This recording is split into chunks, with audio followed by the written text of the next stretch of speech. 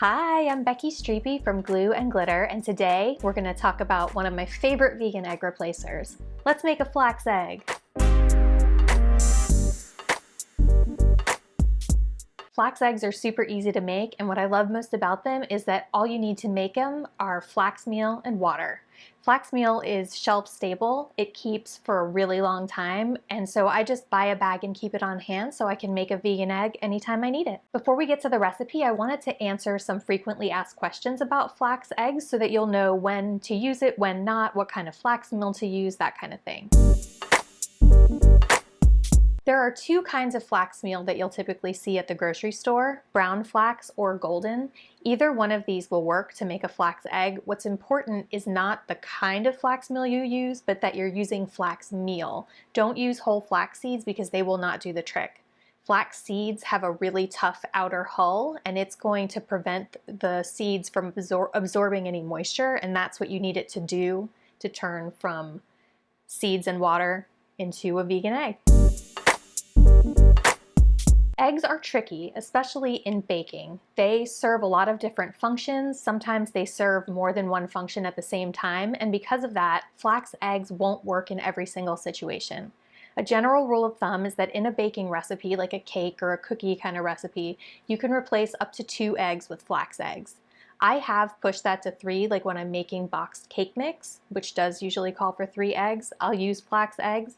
You end up with a cake that's a little bit softer, but it's fine. Eggs in a recipe serve 3 different functions, and like I said, sometimes they do more than one thing at a time.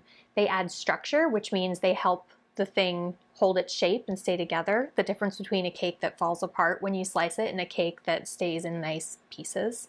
They also add moisture, and they can help with leavening. Flax is pretty good at structure, great at adding moisture, not so great at leavening, and that's why you need to make sure that you're only using 2 eggs max. You can't use a flax egg for a recipe that relies on the egg as the main event, so something like a quiche or an angel food cake or a meringue, you don't want to use a flax egg in those situations. Let's talk about thickening because this is kind of a hot topic, I feel like, in vegan baking. Some people say you need to let your flax eggs thicken for 15 minutes. I've seen some people say even longer than that. Some people say you don't need to do it at all. I fall into the latter camp. I don't like waiting, and I have never really had a problem with just whipping up my flax egg and then immediately adding it to whatever I'm making. In fact, in some of my baking recipes, I don't even have you prepare the eggs separately. I just have you add the flax meal to the dry ingredients and then bump up the wet ingredients to account for the extra moisture. All right, y'all, let's make a flax egg. Grab yourself a small bowl. You can even use a mug for this if you prefer. And then add a tablespoon of flax meal, and then add 3 to 4 tablespoons of water. Generally, 3 tablespoons is the default, but if your recipe calls for a large egg, you can use 4 tablespoons, which is a 1/4 cup, to account for that extra moisture. Whisk those together until they're pretty evenly mixed, and then you're ready to bake.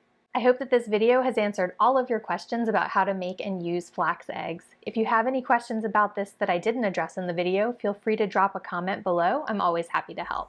And don't forget to rate and subscribe. Happy cooking!